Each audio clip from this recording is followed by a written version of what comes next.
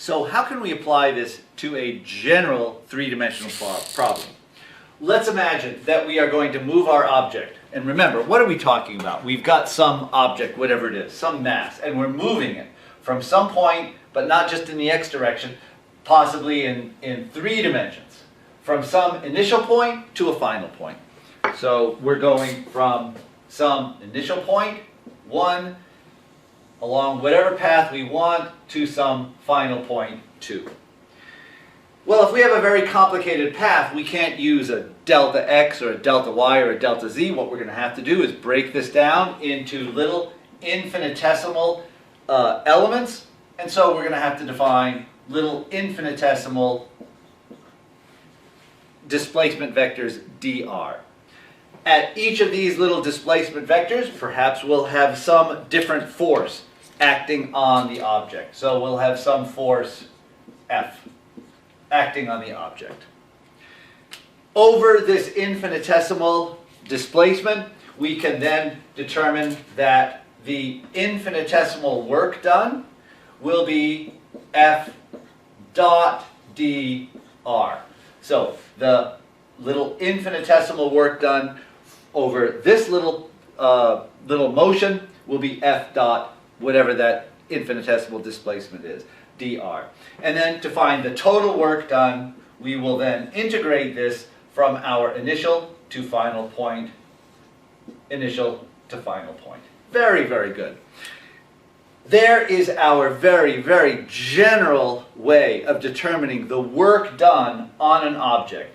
If the force is varying with position, if we have a very complicated pathway, we just break it down into infinitesimals. We take the dot product of the force at every position, we dot that into dr, and then we integrate from some position 1 to position 2. Remember that an integral is just basically a summation or an adding up of all of the little tiny bits over the entire pathway. Now, this is a very, very complicated thing to do for a general problem. But there are many situations where this will simplify into something that can be solved fairly easily. So let's just keep that in mind. We're not going to be solving very complicated integrals. This is actually called a line integral because you integrate this value over a line, a pathway. So this line integral is a very complicated thing to evaluate in general, and we're not going to be doing that. But there will be some simpler situations, where this will simplify that will allow us to calculate the result. So don't worry about it.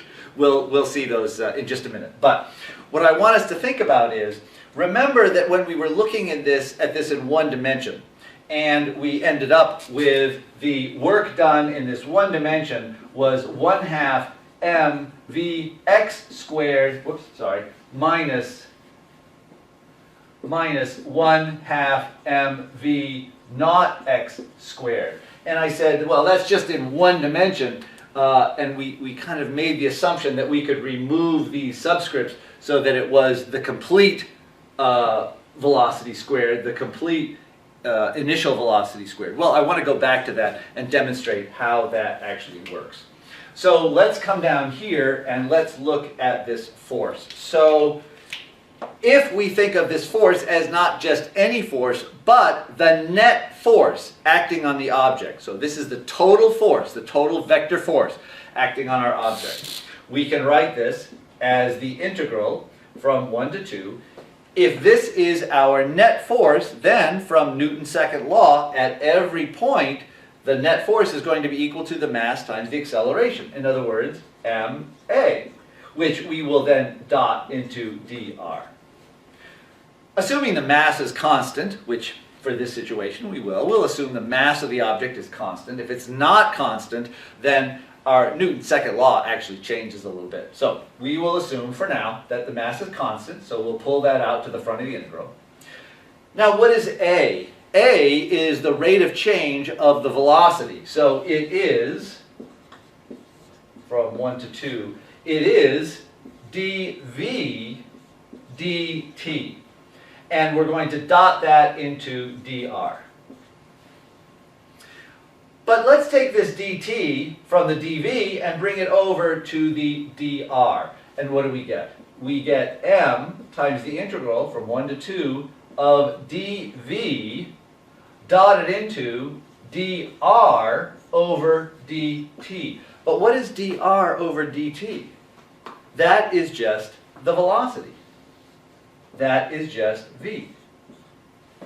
So what we're actually doing is we are integrating dv dot v. So let's take this dot product, and what do we get? We get m times the integral from 1 to 2 of, we'll take the x components, vx dvx plus vy dvy plus vz dvz, and that's what we're integrating.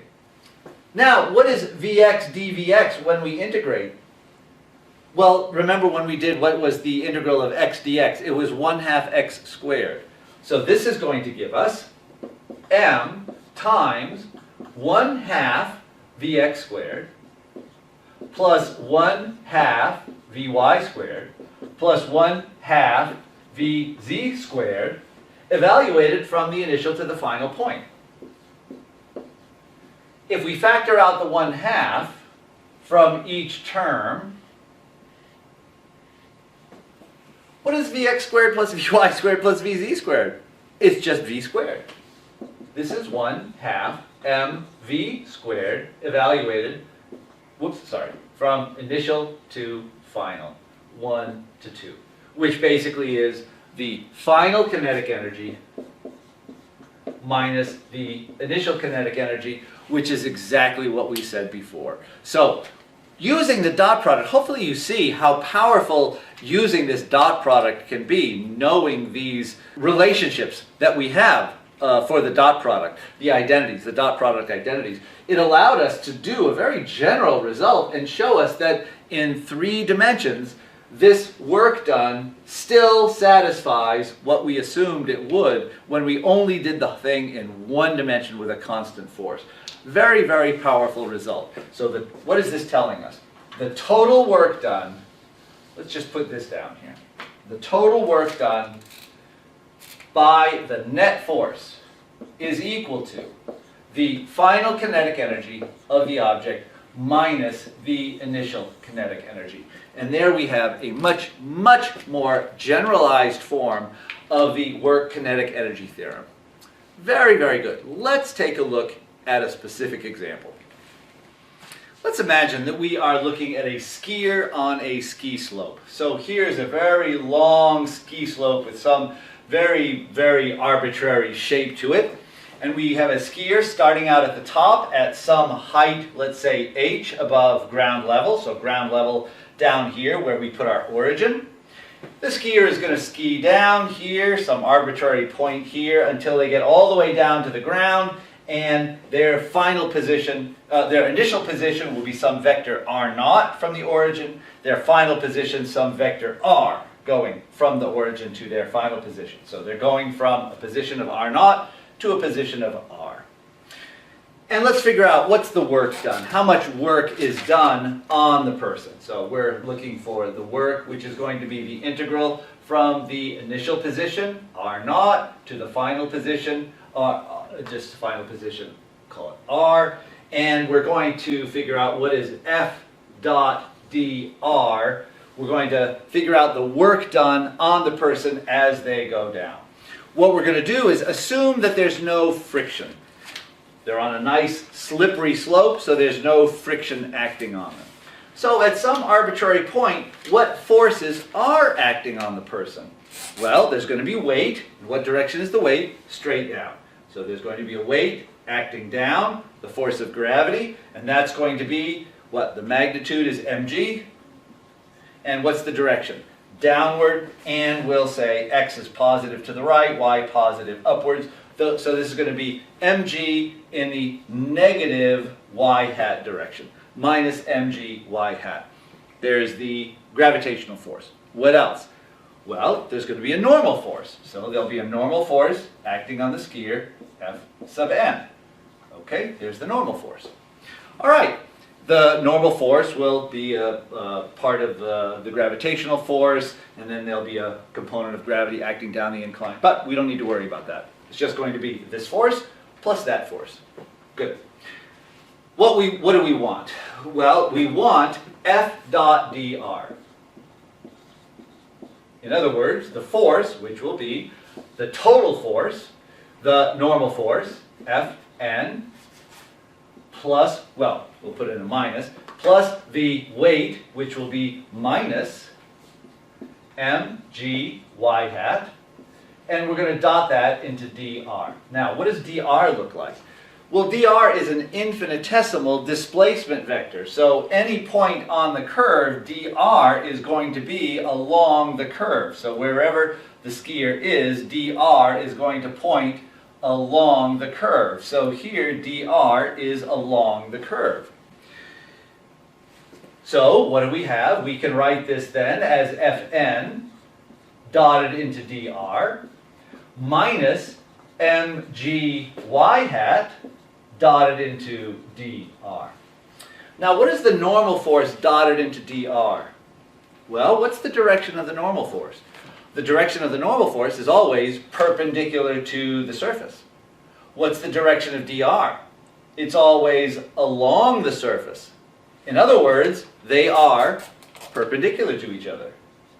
So what is F normal dotted into dr? It's going to be 0. No matter where the skier is, the normal force is going to be perpendicular to the displacement vector, so the normal force is not going to contribute to the work at all. And then we'll have minus mg, and what is y hat dotted into dr? Well, when we take y hat dotted into dr, the only thing we're going to end up with is the y component of dr. Now, if we think of dr, what's dr? Well, dr would be dx x hat plus dy y hat plus dz z hat. In other words, the displacement in the x direction times x hat plus the displacement in the y direction times y hat plus the displacement in the z direction times z hat. And if we dot that into y hat, the only term that's not going to be 0 will be the y hat term, which is dy. In other words, we're going to end up with minus mg dy. That's the only thing that's left. Then we're going to integrate that from our initial position to our final position. Minus mg dy, we can pull out that minus mg, and dy is the only thing that we have to integrate. And that's going to leave us with minus mgy evaluated from r0 to r. Well, what do we get? We get minus mg, evaluate at r first, and what is r? R is down here. What is the y value at r? Well, assuming it comes down to ground level, it's going to be 0. So y at r will be 0, and then we subtract, whoops, let me write that out. So this will be, then evaluated at r is 0, and then minus y evaluated at r0. What is y at r0? In other words, what's her y value at r0? It's just the height h. So, minus h. Minus is canceled, and we get mgh. And that is the total work done. So here is a very, very complicated integral in general, but because of the forces involved here, one of which that was always perpendicular to dr and gave us 0 contribution, and the other one was in a constant direction, always in the y direction, so all we ended up was integrating the y value, we end up with a very, very simple result, that the work done by gravity, let's think about what's going on here. Let's remember what's happening here. This is the work done by the forces, but it turns out it's only the work done by gravity. Gives us mgh. So the work done by gravity does not depend on the path taken. All it depends on is what was the initial height, h. And this is assuming that we end up at a final height of 0. So going from our initial height h to our final height of 0, the work only depends on the change in the height from h to 0. This is a very, very interesting result. It has no dependence on the pathway. We could have any crazy path we want. All that matters is what was the initial height and what was the final height. Assuming that we can ignore friction, right? So we had to ignore friction. Friction would, in general, give us a component of force in the opposite direction of the displacement, which would end up giving us what? A negative work. It would decrease the amount of work done. But as long as we can ignore friction, then the work done by the gravitational force is independent of the path taken, only depending on the initial height and the final height. Very, very important result. What can we do with this information?